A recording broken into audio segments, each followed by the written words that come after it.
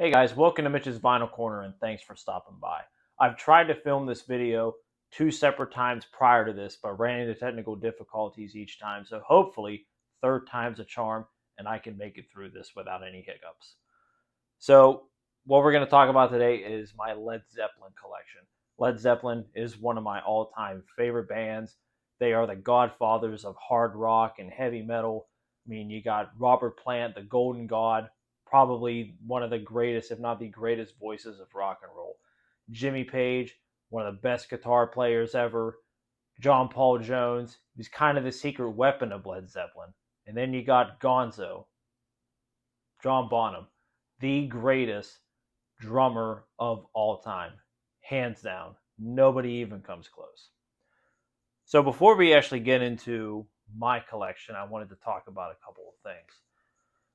So on a lot of the forums and a lot of the websites I've been looking at, there's always been a lot of debate about the difference between the UK and the US pressings. So some people swear by US, some people swear by the UK's. So it's kind of mixed, right? So in my collection personally, I only have one UK version of any of the albums. The rest of mine are all US presses. Now to me, minus one, which I'll get to, they all sound really, really good. And most of them are original presses from the year that the album came out. A couple were later reissues, but they sound really, really good. So I'm not going to sit here and say the UK is far superior to the US because I only have one to compare it to. But if you're in the US, you're going to have an easier time finding US pressings. Only if you go to like high-end record shows or conventions that you might stumble upon original UK presses, but I mean it just really, really depends. Also, I wanted to bring up the classic records reissues that were done in the early 2000s. So for those of you who don't know, Classic Records was a reissue label that was really popular in the late 90s to early 2000s until they actually went out of business, and Acoustic Sounds, Analog Productions, actually bought the rights to them and all of their metal work. So a lot of the reissues that Acoustic Sounds has done since, some of those titles they've actually used the metal plating and all the metal work from the Classic Records reissues. So that's really, really good because a lot of them do sound phenomenal. I don't have any of the Led Zeppelin classic reissues, unfortunately, so I can't talk about them, but I wanted to bring them up. They're highly sought after by collectors. A lot of them consider to be the definitive versions of all the albums. So it was released in 3 different variations. So they were all released in 180 gram or 200 gram. Now the 200 gram vinyl was, I think, Quiet X vinyl, which is essentially, if you're familiar with Mobile Fidelity from the 80s, they use super vinyl. It's a higher quality vinyl, so it's a lot quieter. You're not going to get a lot of surface noise. So it's just essentially quieter vinyl, but really high quality vinyl. I don't have any of those, like I said. They go for at least a couple $100. I've held a couple in my hand. I'm at the Austin Record Convention. Looking back, I probably should have bought 1 or 2 of them. The guy probably could have got me a good deal on them, but unfortunately, I couldn't get them. The other thing that Classic Records reissued was the Led Zeppelin Road Case. Now, this thing was a beast. It essentially had all of Led Zeppelin's studio albums, as well as The Song Remains the Same, which was the live album, and I'll talk about that later. So they were all in this huge road case. So it's similar to like a case that the band would transport a lot of the stage equipment and stuff. That's what it kind of resembles. They were all 45 RPM, single-sided discs. So it ended up being like 30 or 40 discs overall. I mean, it was massive. But that thing is so unobtainium.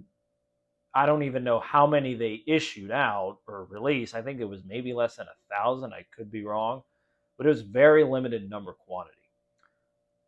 And now that thing goes for at least $10,000 to $12,000. Most people that bought it, I don't even think ever listened to it. They just kept it sealed because they knew probably someday it was going to be worth a lot of money. I've heard some people review it. Dylan from Noble Records, from Charlotte, only a couple hours from where I'm from. He actually got a copy from a gentleman, and I'll link the video above where he talks about it. And this thing, like I said, it's a beast. That thing is really only for die-hard, like serious collectors that have a lot more money than I do. So that I will probably or never ever purchase, or actually probably ever see.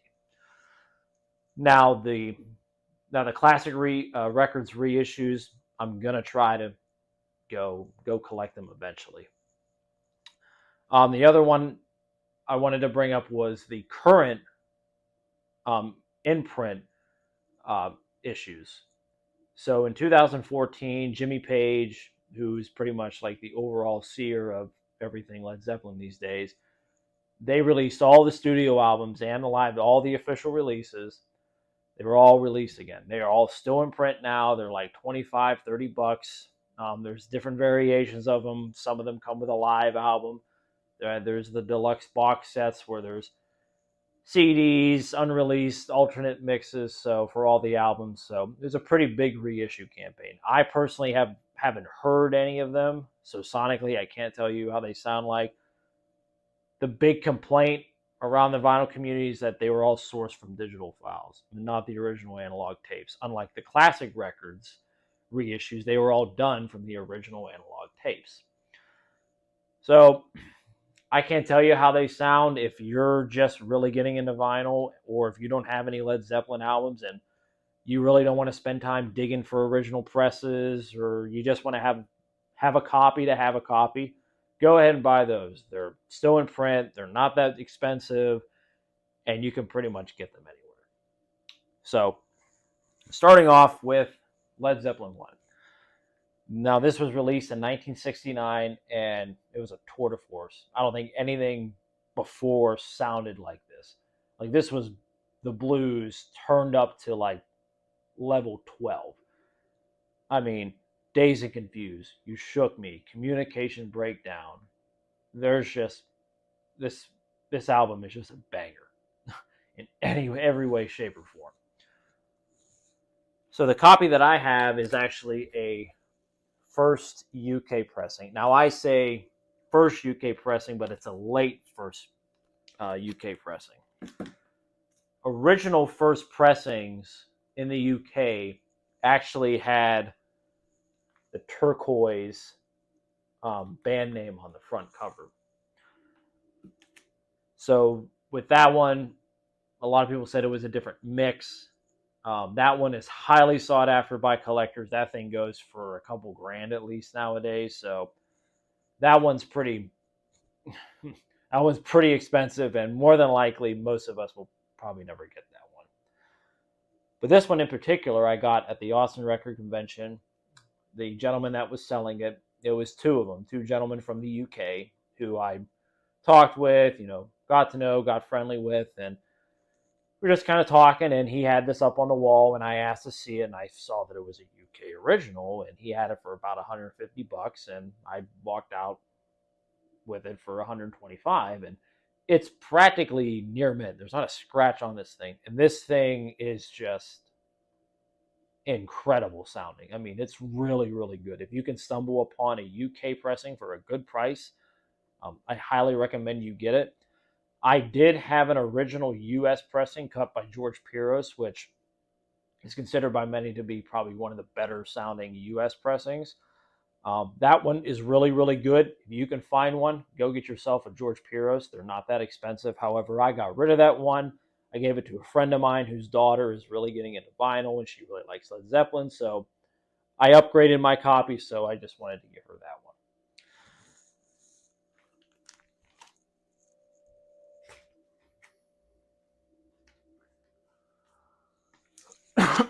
Excuse me. So the next one I've talked about already a couple times on this channel. Led Zeppelin 2. The best Led Zeppelin album, hands down. Nothing even comes close.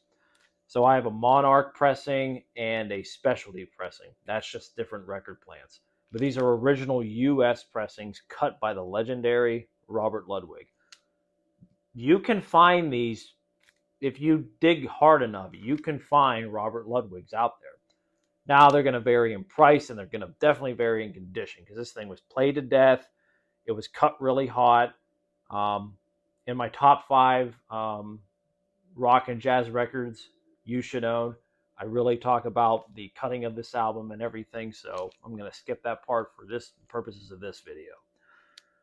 But go find yourself a Robert Ludwig. I heard the classic records, one of this sounds really good, really clean, really close to the Robert Ludwig. UK ones I heard are highly sought after as well, but for this one in particular, most even European collectors really want the US pressings. Later US pressings of this was cut by George Pierce, and I heard that one sounds really good too. That one's probably more readily available, and you're more than likely going to find it in better shape than the Robert Ludwigs. But if you can find a clean Robert Ludwig, get it for a good price, get it.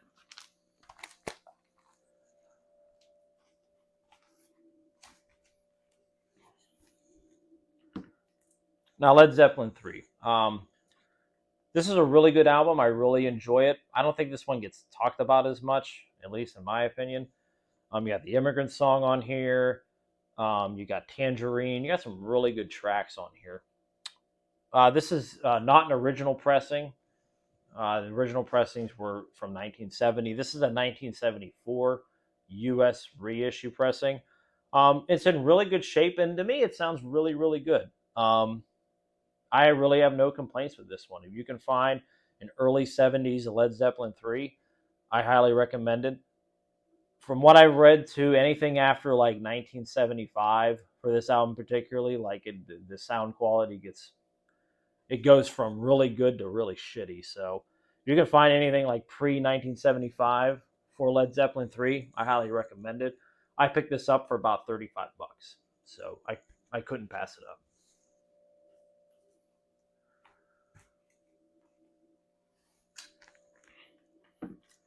Now, Led Zeppelin 4, or as many people call it, Untitled or Zoso. So this album is just incredibly iconic. I mean, mainly for that guy right there, Stairway to Heaven. So this is a 1975 U.S. reissue.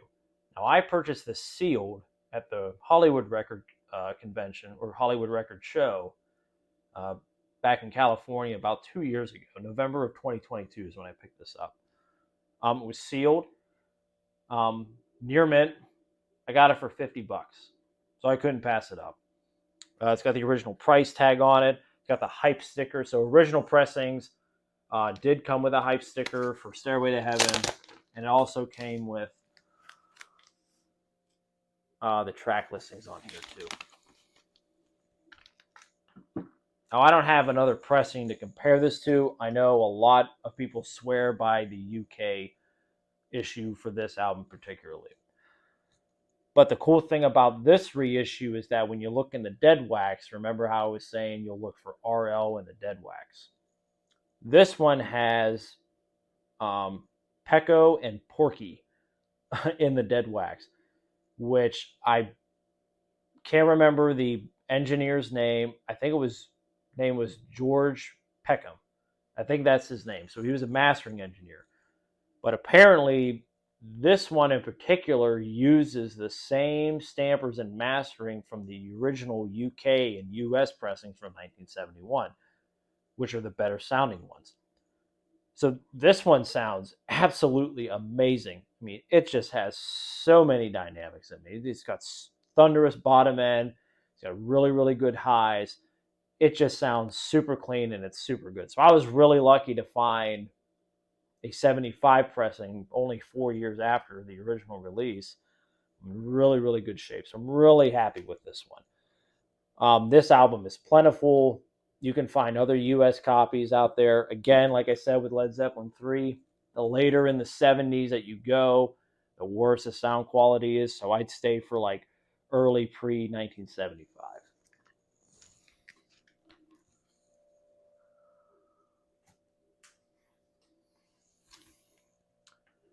So the next one is Houses of the Holy. Now, there's been other videos talking about the controversy of this album cover. I'm really not going to get into that. But this is a killer album too. You know, you got the song remains the same. You got No Quarter. You got the Ocean, which is probably one of the best ending tracks for any album, which is really really good. Original pressings, I believe, had like a paper banner going around the bottom saying the title "Houses of the Holy." Um, this is actually a 1977 U.S. pressing, and it sounds like absolute shit. Yeah, this doesn't sound really good at all. I got this pretty cheap. I got this years ago, before I have the system that I do now and upgraded everything. So, yeah, stay away from this particular copy. It does not sound good. What you really want to look for are 1973 pressings cut by Robert Ludwig. So Robert Ludwig actually, he cut Houses of the Holy as well for the first U.S. presses.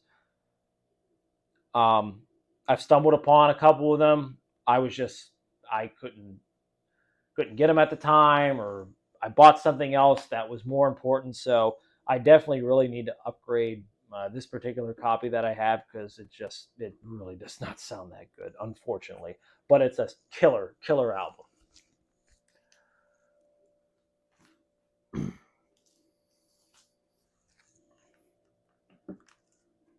So Physical Graffiti is probably, I'd say, probably the second or third best Led Zeppelin album. It kind of goes back and forth. Double LP, got Trampled Underfoot, Night Flight, Cashmere. You just got absolute bangers on this fucking record. It's just really, really, really good. This is an original 1975 U.S. pressing. I picked this up for probably 50 or 60 bucks a couple years ago, and it is super, super clean. So it's a really, really good copy. Um, Again, stick with the U.S. copies. Again, I can't talk about the UK ones. I don't know how they sound, or if there's really any difference at this point, because at this point they were all on the Swan label, or the Swan Song label. So I don't know if there's truly a difference in the sound quality between the albums all after Physical Graffiti, or not, between the U.S. and UK. So I really don't know that answer. Um, this one doesn't have the hype sticker with the track listings on it, unfortunately. But again, this is a great sounding album. Almost every time I go into a record store, I see this album, and always I check it out, and it's always usually first U.S. presses. So if you can find one, I highly recommend you do.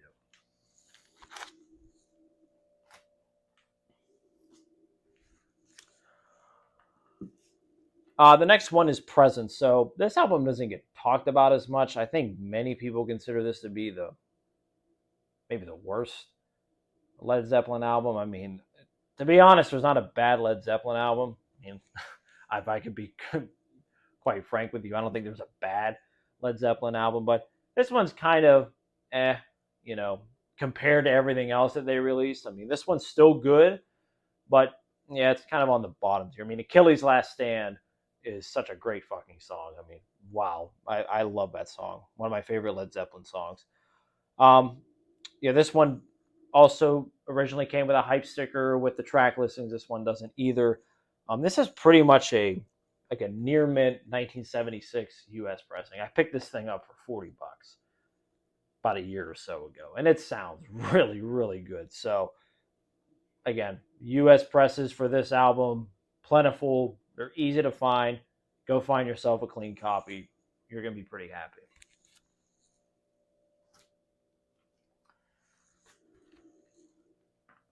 So the last studio album is In Through the Outdoor. Now, I personally love this album. I think it's really, really good. You got songs like Hot Dog, um, In the Evening, All of My Love. I mean, this is a really, really good Led Zeppelin album. Original first presses and even like the reissues came in this brown like kind of paper bag thing. It was a top loader, so that's what the original album looks like. Now the brown paper bag is really susceptible to rips, so a lot of the copies probably don't have the brown paper bag anymore. But if you see one with the brown paper bag and it's a good copy, pick it up. You got the track listings on the back.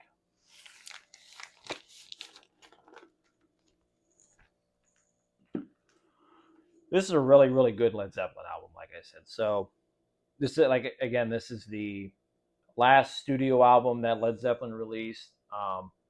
There was one after this, but if you can consider it a studio album, but it was a bunch of like alternate take. There was some alternate takes, and there was some B sides on it. It was called Coda.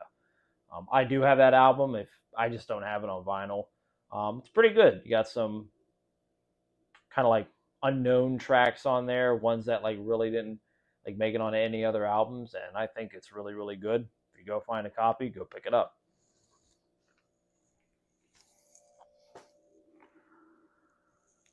So that takes care of all the studio albums. Now I only currently have only one Led Zeppelin live album, which is The Song Remains the Same. This was originally released in 1976, and it was a double LP. I think one side was Stairway to Heaven completely because it was like 13 or 12 minutes long or something like that. This is the 2018 reissue, so it's 4 LPs, but it's the entire show from Madison Square Garden in 1973. This album is killer. I mean, this is Led Zeppelin at its peak, man. I mean, I mean, there's nothing better than Led Zeppelin live. I mean, obviously, I never got to see them live. That was way before I was even born when they stopped touring. So, fortunately, never got to see them. But this is the closest thing that I could get to. This is still available. This was supervised by Jimmy Page. During the whole reissue campaign that he was doing with the Led Zeppelin catalog. And this sounds great. I think it's a really, really solid album. If it's probably sourced from digital file, but hey, I don't care. It sounds killer to me. So yeah, it's a really good album. All right, so the other live albums that I don't have, but I wanted to talk about.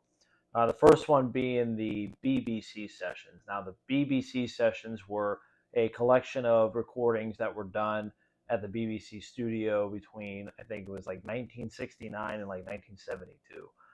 They're really, really good. They're really raw. It's excellent if you can get it on vinyl. I think it's been out of print for a couple of years. There's a couple different versions. Classic Records did a 4 LP version of it as part of the reissue campaign from Jimmy Page. I think there's like 2 deluxe versions. There's like the complete version, which has an extra show on it. That one has like 5 LPs and 3 CDs, and then I think there's another like standard just LP version. But I think that's out of print. It's shooting up in price. It's like at least $250, $300 now. The other one being How the West Was Won. Now I remember getting this one on CD back when it came out. I think in like 2003. I was in high school. I was going into my. It was during my junior year, and that is probably the best representation of Led Zeppelin live. It's better than Song Remains the Same, in my opinion. I just unfortunately don't have a vinyl version of it. That one is out of print right now too. I think it's shooting up in price. It's at least $200 now. There's a couple different versions. There's the LP plus the CD plus like the DVD, like 5.1 surround sound. That one's actually, I think, still available and it's cheaper. But again, you're getting 2/3 of the stuff you actually don't want, probably, which is the CD and the DVD mix. Just the standard 4 LP version, that one's becoming a little bit harder to find. And the last one is Celebration Day. Now, that was recorded at the O2 Arena in 2007 when the surviving members of Led Zeppelin performed at the O2 Arena in London. That one's still available in print. I haven't heard it yet. I assume it sounds really, really good. But Led Zeppelin was also well known for their bootleg recordings. They were heavily bootlegged throughout the years. There are tons and tons of Led Zeppelin bootlegs out there. Actually, Dylan, again, from Noble Records, goes through his entire Led Zeppelin collection because I believe that's his favorite band. And he goes through a ton of bootlegs that he has, the live bootlegs. And he'll actually tell you like which ones sound good and which ones to stay away from if you want to go down that route. But with that, that concludes my Led Zeppelin collection. There's going to be a couple more videos I'm going to do pertaining to the collection series that I have. So stay tuned for that. So thank you all for stopping by, and I'll see you all next time.